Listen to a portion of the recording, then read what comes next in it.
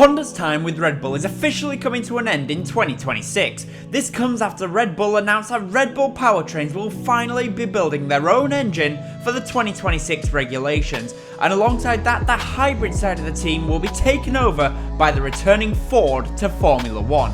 But where does this leave Honda? Well, today that is exactly what I will be talking about. If you enjoyed the video, please hit the like button and subscribe for more F1 content. Now let's get to the video. At the end of 2021, Honda officially announced their departure from Formula 1.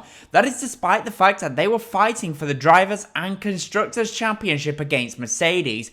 But then it was revealed that Honda was only leaving as an official supplier. They will be taken over by Red Bull powertrains. The Red Bull powertrain supplier would supply Red Bull and AlphaTauri with rebadged Honda engines. But now it has been announced that in 2023, Honda is back once again, and Red Bull and AlphaTauri will officially be powered by Honda. But this will come to an end at the end of the 2025 season. So what has caused this split? Because Honda has registered to be part of the 2026 engine regulations, and Red Bull's relationship with Honda is probably the best relationship that Red Bull has ever had with an engine supplier whilst being a Formula 1 team. It seems that Red Bull did reach out to Honda about potentially continuing the partnership after the deal with Porsche broke down.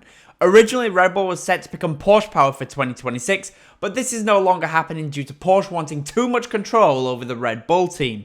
After this, Red Bull did have discussions with Honda, but it seems Red Bull just does not want to take the risk of sticking with Honda. Now, what do I mean by this? Whilst yes, Honda has announced its interest to produce a power unit for 2026, they have made no guarantees that they will actually follow through with this and produce for 2026, and judging by the history of Honda in F1, I fully understand why Christian Horner and Red Bull are not fully convinced about this. Let's take a brief look at Honda's history in F1 to get an understanding why there are some concerns at Milton Keynes that Honda could just drop F1 like a bad habit once again. Honda has a very sporadic history when it comes to F1.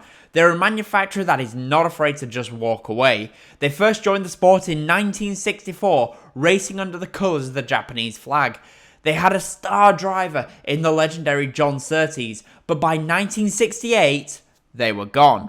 They were gone until, of course, 1983, when they returned to power a team by the name of Spirit, and also a team called Williams. I don't know if you've ever heard of Williams. They powered Williams from 1983 until the end of 1987. In that time, Williams won 2 Constructors' Championships and won the 1987 F1 World Championship with Nelson Piquet.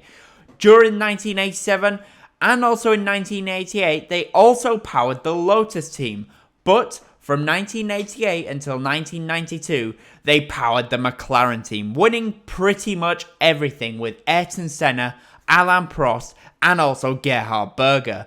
But after this successful run, they were gone again, not to be seen until 2000, when they returned once again, and this time with BAR. Alongside this, they also supplied works engines to the Jordan team.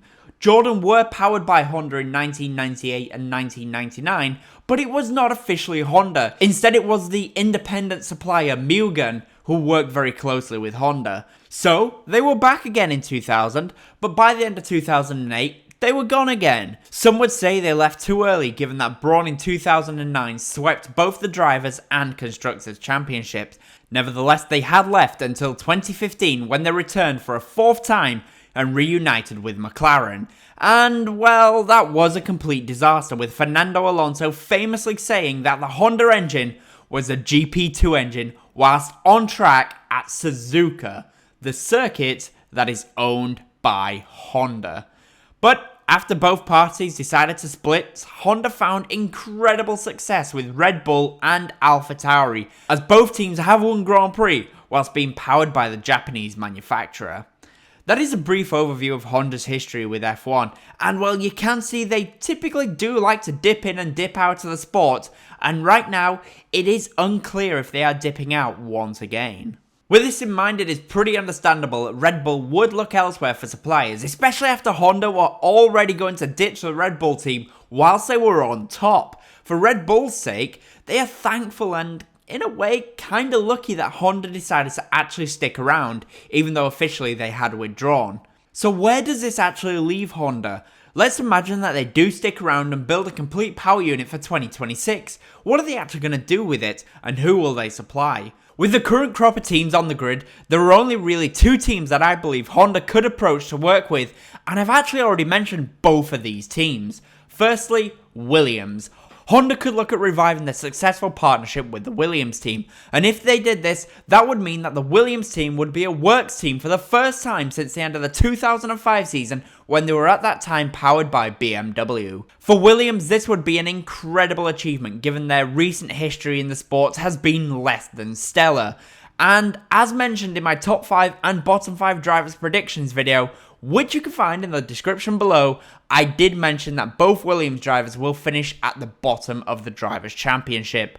With this in mind, I really don't think that this will happen. Williams is sadly not the force in Formula 1 that they once were. The sport has simply outgrown Williams, so the chance of this happening is virtually zero. And instead, Williams will continue to be supplied by the Mercedes team, which for Williams is a great deal. The other team that could potentially be powered by Honda is pretty shocking and surprising given how their relationship ended last time, but that team is McLaren, and there are rumours going around already that there has been initial conversations about getting the band back together. Maybe this time though, without Fernando Alonso as their lead driver. But yes, despite all of the issues that happened between 2015 and the end of 2017, there is a heavy rumour going around that McLaren could once again be powered by the Japanese supplier. Both McLaren and Honda have grown and changed their management structure since their disastrous relationship. Back in 2015, McLaren, led by Ron Dennis, was a brutal organisation, and the team would not make any sacrifices for Honda, and for Honda to allow their power unit, which was at the time underpowered and unreliable, to breathe.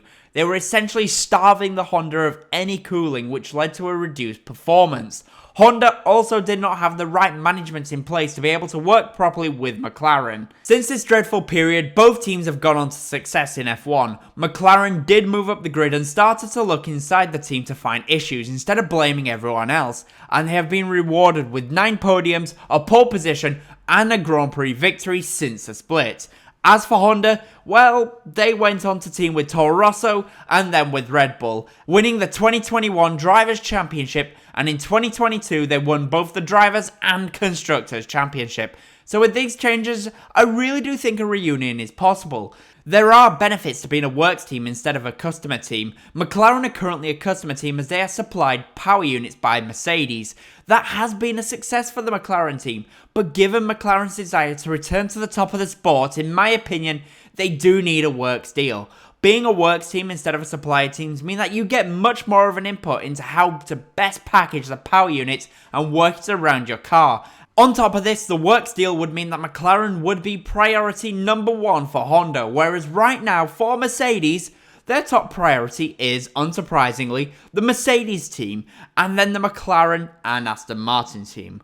McLaren currently need to work around the Mercedes power units instead of having specific input, and this is why, at least in the modern F1 era, works teams always win. McLaren themselves are looking at potential options for their future power unit supplier in 2026. It would not be out of the question for McLaren, in my opinion, to be powered by Audi in 2026, given there has been interest by both parties to work together. Not only this, Andreas Seidel has left McLaren to go to work for Audi, so there is that partnership between Seidel and McLaren. However, the most likely scenario for McLaren, if they do go down the route of being a customer supplier, is to stick with Mercedes, as they already have great foundations laid out for that power unit. So, will Honda and McLaren link back up, and will Honda stick around as a supplier for 2026? Well, in terms of time, it does seem that Honda is running out of that in order to decide. They are yet to commit either way, but if they do want to return and be clear upon returning, then Honda need to commit now. Even though 2026 is a few years away, they still need as much time as possible to get the program up and running. We saw just how bad a rush development can be with a disastrous way that Honda rejoined in 2015. So they will need to make a decision now and get a contract and commitment in place with a team such as McLaren. Not only this, Honda let a lot of their staff leave and work for Red Bull powertrains, meaning that they will need to rehire a lot of staff if they are to make this work. Sadly, it could be too little too late for Honda, and once again, their indecisiveness over Formula 1 could be set to bite them in the backside. But I would like to know though, from you guys in the comments, what do you think? Do you think that Honda and McLaren can link back up once again, or is it too late for Honda to return officially in 2026 and be competitive? Let me know in the comments, and as always, comment, leave a like, and subscribe for more F1 content. Thank you all so much for watching, guys. Bye.